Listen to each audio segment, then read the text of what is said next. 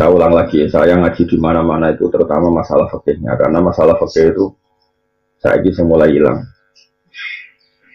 Mengenai kalau suwon yang seneng-seneng kulo meskipun buatan sakit mau kitab ya mau terjemahan takrib atau terjemahan Islam nopo. Saya fikih kudu mateng. Coba ya kiai-kiai teng kota, kiai-kiai yang terkenal, bakasannya Islam budaya sampai Islam kultural, segitu Islam formal, boh sunnah Rasul, tapi fikir-fikir sunnah Rasul itu sing biaya gak tau dipikir, mulai sunnah nopo. Rasul kamu tandai salah satu sikap. Pak Mustafa urun cingkrang tok, mesti tok urun nopo tok. Sing marat itu malah urun fikir tok, Nabi ku fikir dari sunnah Rasul itu. Dari saya jadi tinangannya, kok nyifati Nabi fikir tok itu dosa. Betul ada hadis ahyini miskinan wa amitni miskinan, tapi wasofahu wa ta'ala bi annahu wa wajada alam yajidka yatiman fa wa wajadaka dolan fahada wa wajadaka ailan fahuna. Mana ngaji ben hatam. Saiki sifatnya Allah tentang Nabi itu kan tahu Nabi itu tidak ngerti ngaji yang jenenge pertama jadi Nabi. Kemudian Allah dawuh fahada, kemudian diberi apa? Petunjuk, maknanya dipandu jadi orang top, orang pintar. Kemudian Nabi diantara sifatnya Allah kepada Nabi adalah Muhammad, saya menemukan kamu dalam keadaan ailan, orang yang susah. Fa'alna, kemudian aku nyugano kowe. Saiki Allah nyugano Nabi kok maknane kasil surga apa kasil neraka? Kasil surga. Itu masalah bagi kita, makanya dari Imam Ghazali kabeh itu hulat itu berlebihan. Wong tasawuf menyifati Nabi fakir. Saya orang politik, Nabi itu pemimpin pan Arabik. Sehingga setelah Nabi kuat itu bikin negara apa? Madinah. Ada piagam apa? Madinah. Di situ Nabi menerima pluralisme. Wah, soal yang ngomong ke diri. Oh, yang gede-gede itu agak, yang mantu-mantu agak, yang gede-gede itu gawo. Maksudnya Nabi kok jadi ngono piye? Acara bapak kerja ada bapak nak ngendikan aku gitu. Nak dengan pengajian bisa temu balik malah bingung. Masalah bingung gawe, bingung apa? Ngomong dok tindiku opo ae ngomong maksudnya. Kalau kan dia sering seminar malah delok ngurung, sedang bingung. Jadi sing ngaji kitab sak foto-foto ora roh ngono iku Islam anyaran kok iso ngomong dok kono iku ilmune kundi wae. Aku jadi pengiran ya, jadi kelirunya kita, semua kita, firqah apa saja, itu terlalu ora tahu sinau fikih, gak sinau fikih, terus sinau sejarah, akhirnya mengintervensi satu figur, itu terserah sing nulis.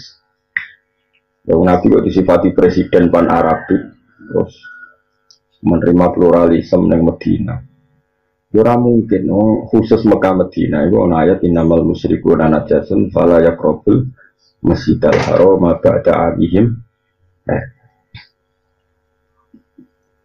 Jadi mungkin terus doa tentang hadis niki.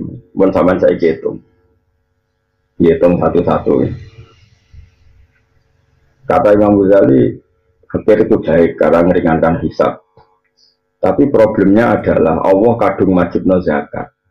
Zakat itu ya kira-kira saya kebayang misalnya kalau bolak-balik matur misalnya isruna miskolan 20 miskol sama dengan itu 40 sekitar 85 gram gitu 85 gram misalnya digawe ikhtiar 80 gram 80 gram kalau 1 gramnya 500.000 kan berarti 40 juta. Jadi orang kalau punya harta nilainya 40 juta dalam perdagangan atau dalam apa itu zakatnya minta rubul apa usyur. Saya ulang lagi ya, bahayanya kita mencintai satu ilmu yang kadang nuruti nafsu itu nih. Kalau Rasulullah kadung wajibna zakat itu artinya nak iso wong Islam ya duwe sekitar 40 juta, haji saiki sekitar 36 juta. Mergo al-amru bisya memerintahkan sesuatu itu berarti memerintahkan dengan segala perangkatnya. Jadi gue tak kon tuku sate misalnya atau tak kon tuku opo ning gone Giwangan, berarti kamu punya kemampuan jalan ke Giwangan dengan segala perangkatnya, misalnya pakai sepeda motor. Kalau disuruh haji berarti disuruh memiliki senilai haji. Disuruh zakat berarti disuruh memiliki senilai zakat. Disuruh sholat berarti disuruh wudhu, disuruh nutupi aurat, disuruh berpakaian yang suci. Makanya kata Imam Ghazali, semua itu tidak usah berlebihan. Fakta bahwa agama ini menyuruh mampu ya banyak, karena kita disuruh zakat, disuruh haji. Fakta agama ini menyuruh ringannya hisab, ya juga banyak. Sehingga ya dari riwayat Allah maaf ini miskinan, wa ambil ini miskinan.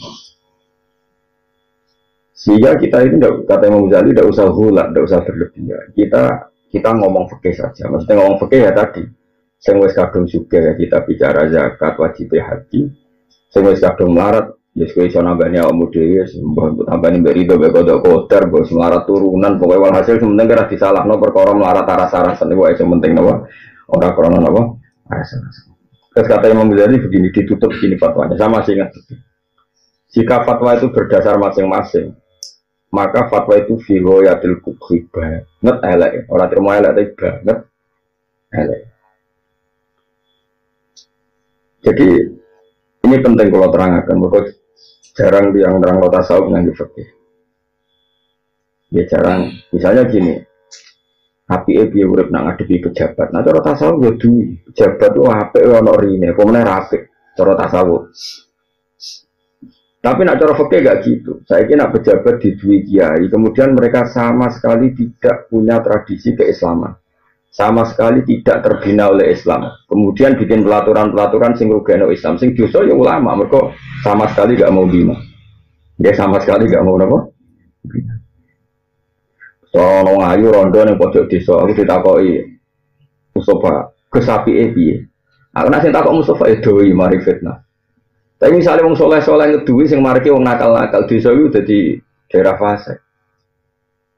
Enak diduwi Mustafa kan tidak majelis taklim. Ya tapi misalnya aku mendingin parkir bos, dari mana Mustafa sepiro kok takon parkir. Ini kan masalah fikih. Nah, makanya kan setiap satu kesalahan itu antara kita itu antara menjauhi karena untuk menjauhi fitnah dari kesalahan itu. Tapi di saat yang sama Rasulullah pesan saele-ele umatku ya nabi umatku. Dan itu terus begitu Nabi dalam banyak hal. Sehingga biasanya ulama ya ngukur awaknya masing-masing. Ada yang punya nyali berteman ngomong fasik, piye umat Nabi butuh dibina. Ada yang milih aman menjauhi orang apa? Fasik. Dan itu kita harus ngomong terus sampai sebenarnya kesuwan orang Allah Subhanahu wa taala. Makanya ning hadis-hadis ngoten Nabi ngritik wong fasik yang tak ngamek. Tapi Nabi muji wong fasik yang tak ngamek. Maknanya muji memberi harapan apa? Memberi harapan sampai Nabi ngendikan syafaati li ahlil kabair min ummati, justru syafaatku tak kena umatku sing dosa karena memberi harapan.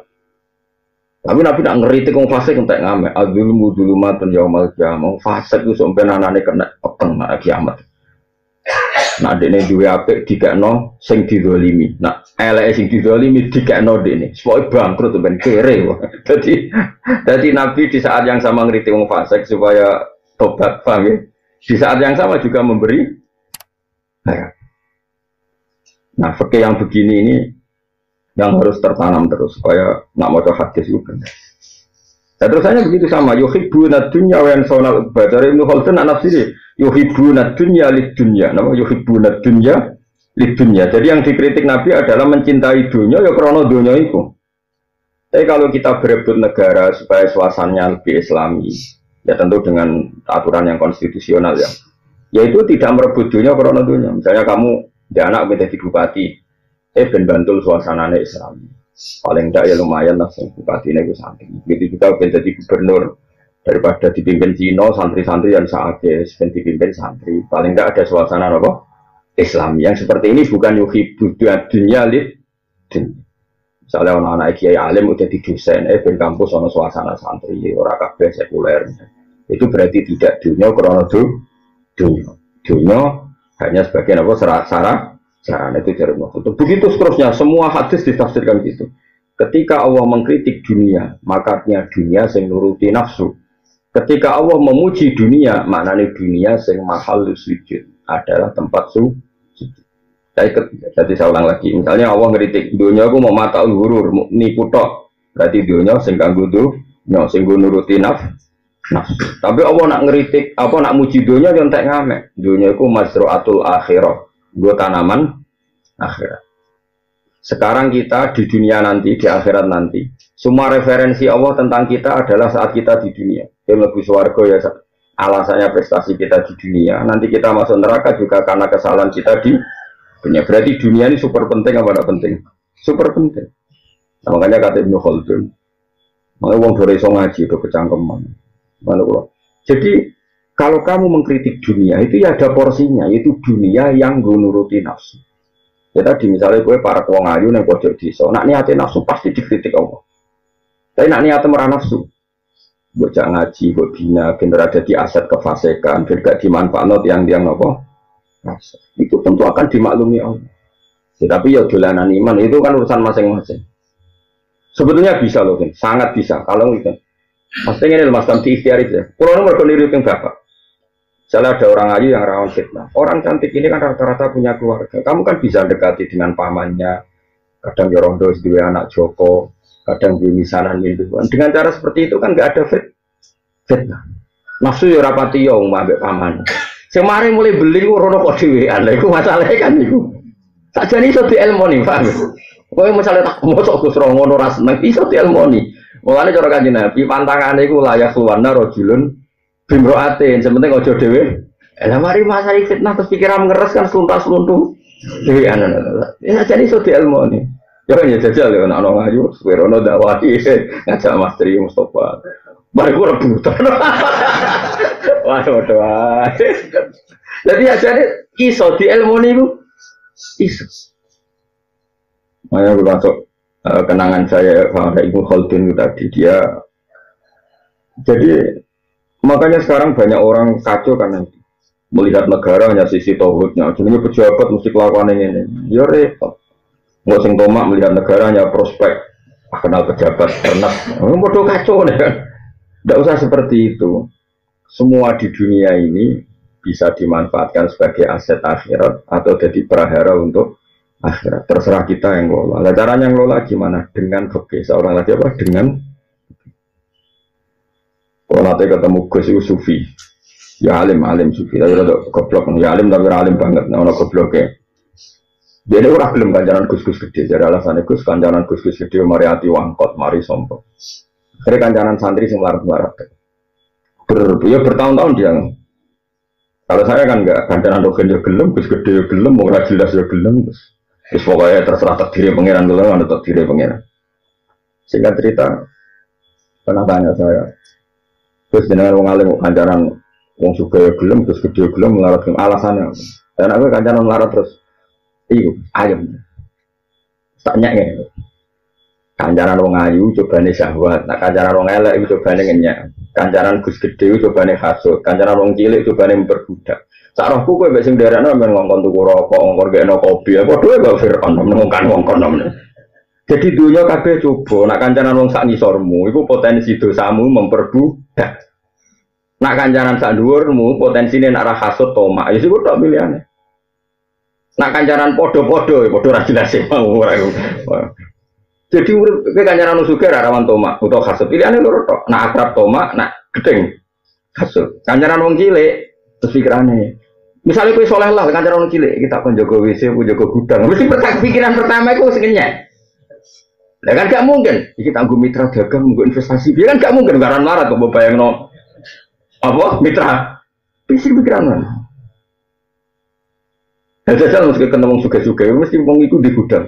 Pak kalau butuh pekerjaan mesti ini gudang kok tak konjoko gudang apa jago WC kan gak mungkin potongan kue apa jadi direktur pemasaran rai ini nggak mayor no kan artinya manusia itu nah terus masuk terus tobat berarti kalau dosa sekarang dosa karena nggak difeki tadi dia hanya takut hisab kemudian boleh kan banyak kiai sekarang yang kancanan melarat toh. Aku nak LSM urusan kancanan melarat. Namanya dia nak iso dikelola.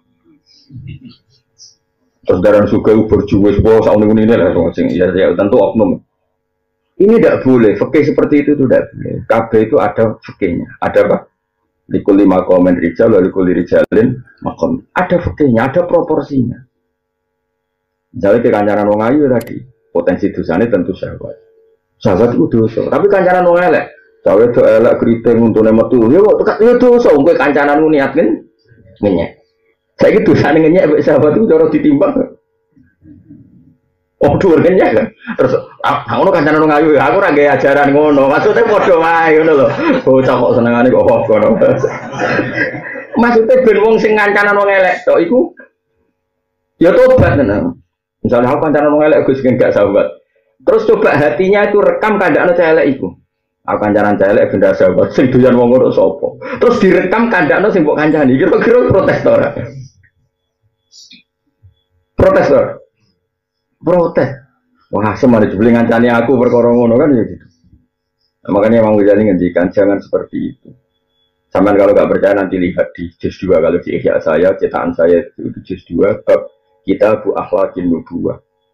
Di situ Imam Ghazali kita Nabi yang mendakwa yuk wong suka, wong larat, wong ayu, wong elek, rojo, rakyat semua didakwai Nabi.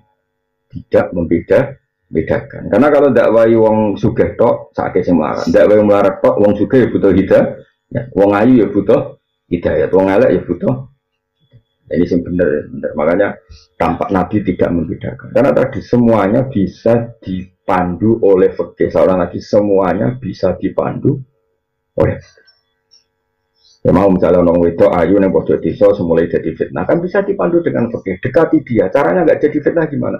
Kamu ke situ jangan sendirian selentam. Karena panduan Nabi bila yakhwan narojulun bim ro'atin. Kamu jangan sendiri. Misalnya dia mulai diperkenalkan Pak di pamannya sehingga kalau mau nakal terkontrol oleh keluar. Jadi masalahnya kan kue mau dekati tanpa fikih. Pemandunya ya nafsu aja. Atau kue cuci tangan sama sekali gak peduli. Nah ternyata yang peduli nyuwun sewu tiang-tiang fasik. Akhirnya dimanfaatkan orang fasik. Jadi pengedar narkoba, jadi macam-macam. Makanya saya ulang lagi ya. Mengenai kulo nunggu janji pengiran saya di mana-mana akan ngomong fikih. Karena ini yang mulai ditinggal.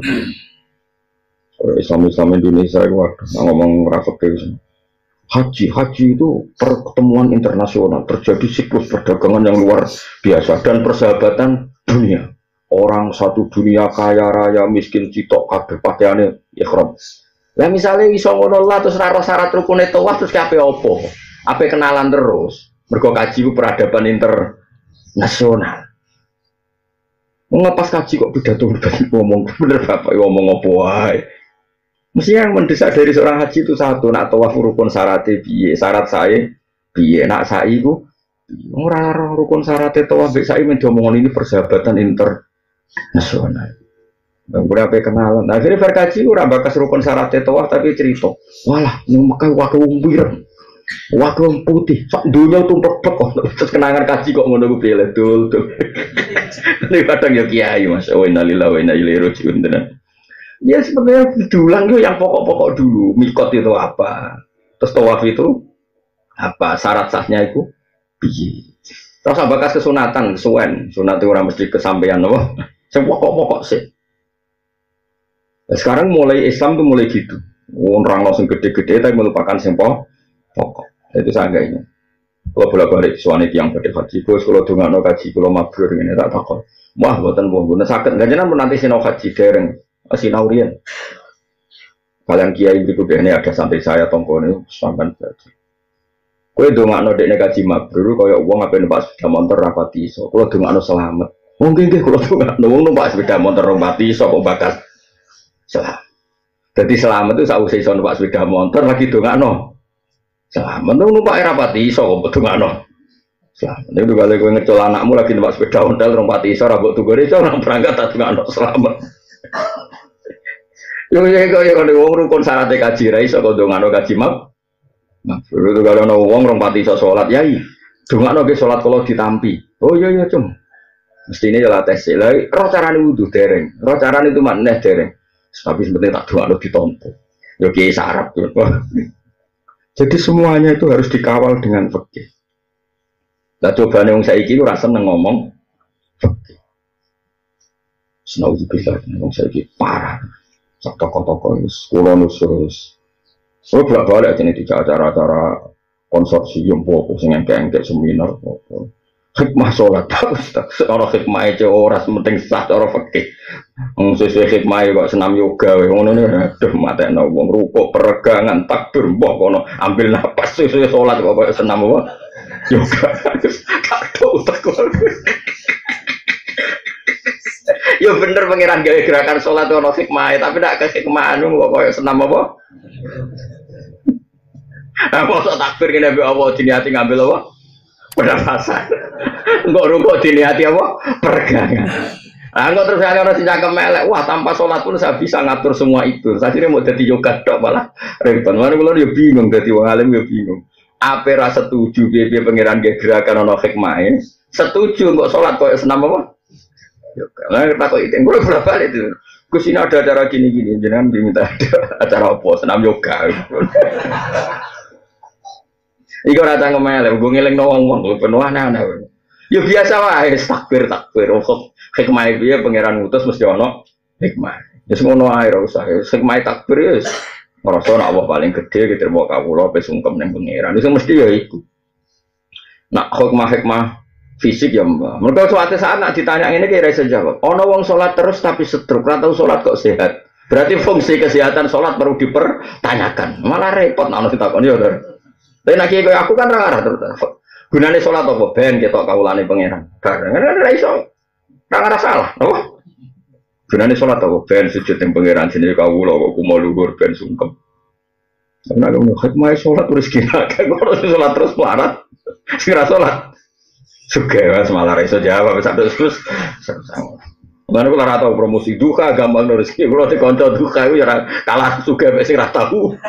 Duka. Harus pokoknya difekih mawon difekih. Ya tadi kalau balik ini mana semua kritiknya Rasulullah Shallallahu Alaihi Wasallam nenggone dunia, gimana nih dunia sing jadi tempat nurutin apa nafsu. Tapi nak dunia sing jadi tempat sujud, tempat ibadah, tempat kita mensiarkan Islam, maka itu dunia sing barokah, dunia sing disebut masroatul akhirah. Jadi tanduran apa akhirah.